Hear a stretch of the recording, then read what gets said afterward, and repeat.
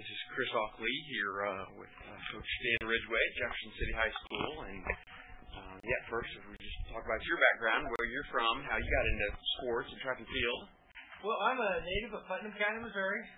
Proud midget. Not too many of those mascots out there, but that's where I started doing sports. From there, I went to Graceland University in Iowa. Played sports there, and that's where I graduated, got my bachelor's from. First job teaching at Lawson, Missouri. Okay, Class 2. Head track coach there, assistant football coach, assistant basketball coach. You know, when you're young and single, you're doing 3 sports, you're doing whatever you can. Right. Moved to Arizona, Apache Junction, Arizona. I was out there for 6 years. Got married. Head track coach, varsity defensive coordinator of football team. Did a little bit of basketball at the low levels. And then wanted to get back to Missouri. So I was at Crystal City then for 9 years, head football, head track. Was there for 9, and now I'm at Jefferson City. It's my 2nd year, and it's been a great experience so far. Yeah. What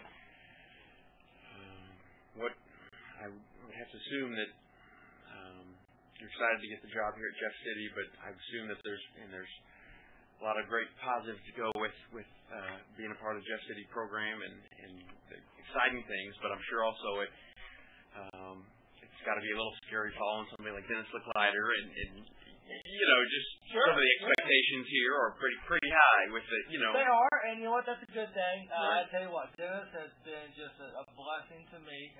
100% supportive, 100% helpful in anything he can do to help this program stay successful. And the greatest thing really is the fact that the coaches that coached under Dennis for all those years stayed also. Right. And I got head coach next to my name, but we have 9 head coaches here in this program, and everybody is the head coach of their specific event. I let them do their job. I expect them to do their job. I trust them to do their job. They're extremely knowledgeable. They work great with kids, and I tell you what, we didn't change much of anything. We kept the workouts the same. We kind of kept the system the same. The coaches are still doing what they're doing. Kids are still having the same expectations that they've had in the past, and so we've tried to keep it as seamless as possible as we could get through there.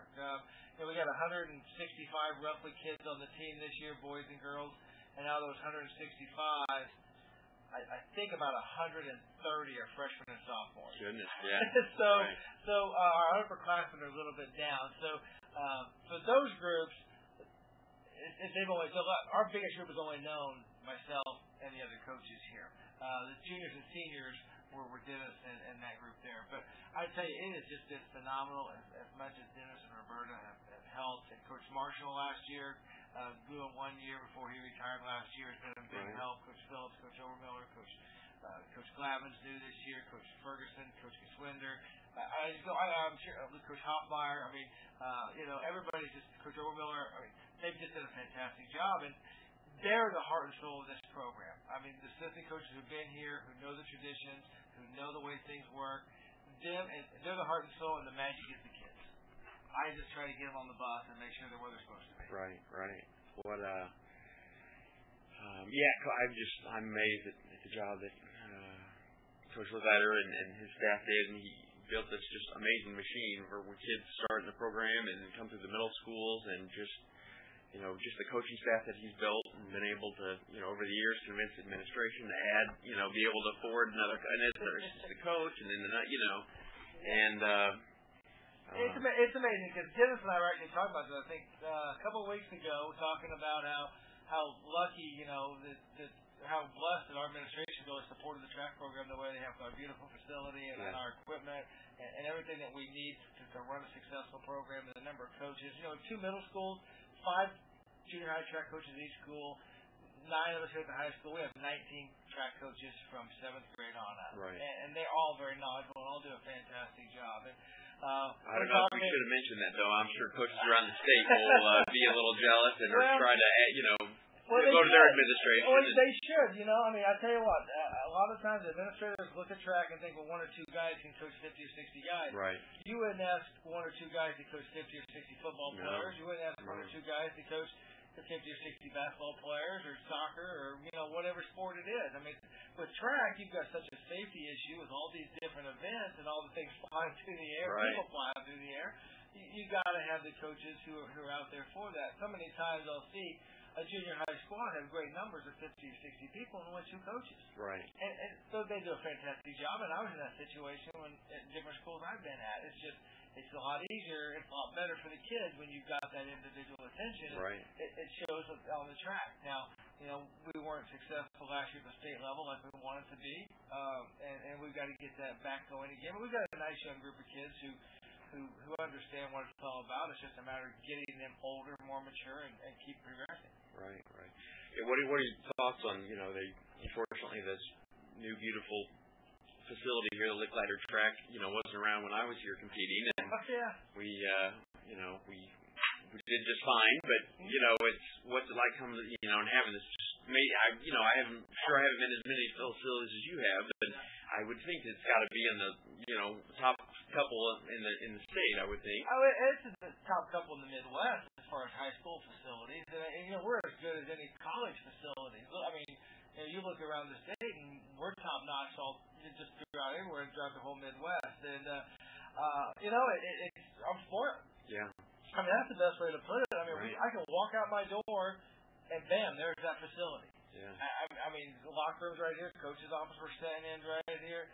Everything's hardwired for fully automatic timing. We had a duel today with Elias and fully automatic timing on a duel, and it's just really blessed to have all the facilities that we do. But it was a long time coming. I can honestly say I had absolutely nothing to do with it. That was all Coach Licklider, and that was all the previous staff of working hard, and the kids. The magic of the kids, all those years, doing what they did, and now when the community had the opportunity to rebuild the stadium and to rebuild the football field, the fact that they rebuilt the track, I worked into a great situation. I'm going to be the first one to tell you that. I mean, this great kids, great coaching staff, great facilities, great administration. One of the luckiest guys in the world, man, as far as coaching goes. Obviously, you talked about having a really young team. I'm sure your goals are still high. I'm sure you want to still win that district championship. Talk about what your, outlook is for the season. Well, it's the same as always been here. I mean, we want to do well at Kansas State. We want to win districts. We want to obviously win sectionals, get as many people qualified for state as we can. But we want to develop good people too. I mean, you know what? The winning and losing will take care of itself if you got the right kids, properly motivated, coached the proper way. Right. And you can't game plan to stop somebody in a 100-meter dash. Right. You can game plan to stop somebody in basketball. You can game plan to stop somebody in football. You can game plan to intentionally walk a baseball player. Right. But in track, hey, if they're faster than you and they can jump farther than you or throw farther than you, then you congratulate them and you try to get yourself to their level. Right. What we do and what we can do at Jefferson City is try to be strong in every event. Right. We might not, win a state title only using sprints or only using distance or only using throws or only using jumps. We want to compete in every event, and we want to send as many people, as many events as we can, and nickel and dime points here and there, and let them all add up at the end of the meet. Right. So that's our philosophy. We want to be good in every event, and we want to be competitive in every event, and we're not really emphasizing any one aspect of track over the other. That's kind of the way it's been here, is we try to score in every event that we can. Yeah. As a coach for so many years, and at the high school level now, do you have a biggest issue or something that just bugs you that we haven't, that you'd like to have fixed or something tweaked or changed? I mean, any frustration that you come into, whether it's meets or meets you go to or meets away, qualifying for state or? No, I think our frustrations change from year to year. I think sometimes it's a hot topic that gets people's blood boiling a little bit and other people jump on the bandwagon and everything. Everything can be improved, but you got to have a better answer. And it's very difficult getting a lot of coaches to agree on what the best answer is because the state of Missouri, MSHA, is not in any hurry to make drastic changes. They've shown that in the past. They're going to continue to do that. Yeah. It's just the way it is. I think the push towards qualified standards is a good thing because there's some quality kids who are being left out that deserve to at least have a chance to run the sectional meet to get a chance to run to the state meet. Right. That's a good thing.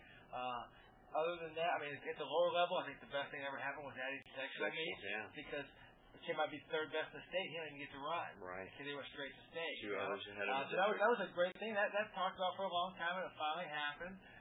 There's all sorts of issues that come up every year. The jewelry rule, people complain about that. Michigan's going to basically keep it the same. We didn't change anything for us. It's still going to get a warning beforehand. Kids need to know the rules. If they get disqualified for not wearing the proper thing, I'm sorry. I'm not going to go turn somebody in, but you know what? The kid should know the rule. Right. I mean, if my kid gets disqualified because of it, it's on the kid, it's on me. Right. It's not on mission. I know what the rule was.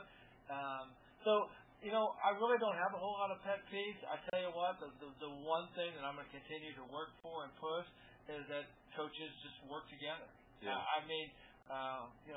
Track coaches, cross-country coaches, it's a big camaraderie, because we have some time in between events to maybe have a conversation with one another about something. Right. Right. We're not separated by a coach's box in basketball. We're not separated by 53 yards of turf and football on different sidelines. We actually, during the course of a meet, we can stop and we can have a conversation like we're doing about an issue. Right. If we don't agree with something, we can have a conversation right then about it. So as long as coaches are communicating with one another, I think that's only going to help the sport.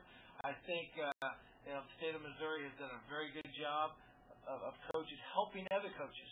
If somebody's got a secret, they're not afraid to share it with somebody else. I mean, people will sit down at the coach's clinic and talk about training and talk about technique and just we'll try to get the kids better. And that's what it should always be about. And at the state track meet, everybody does the best they can. Kids do the best they can. But I've never seen a coach win a 400-meter dash. I've seen a lot of kids win them. Right. But I've never seen a coach run one state track meet. Yeah. So that's going to be my big thing is just try to be cordial and try to help out anywhere I can, anywhere I can. Yeah. Well, before we go, I have to talk about probably the strongest group on the team this year was the boys pole vault with Joey Burkett as a freshman going 14.6 last year, and I think the top sophomore in the country.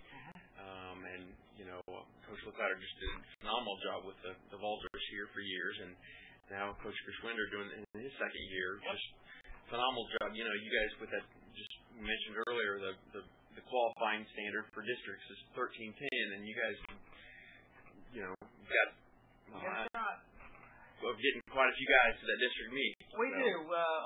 We had a third guy qualify last year for the district meet. We didn't qualify 3. Turner Abernathy ended up 6th, 7th, or 8th in the state track meet last year, but he graduated. But we have a shot to get legitimately 6 kids over 14 feet this year. Right. Now, the hard part is going to be getting them all in meets.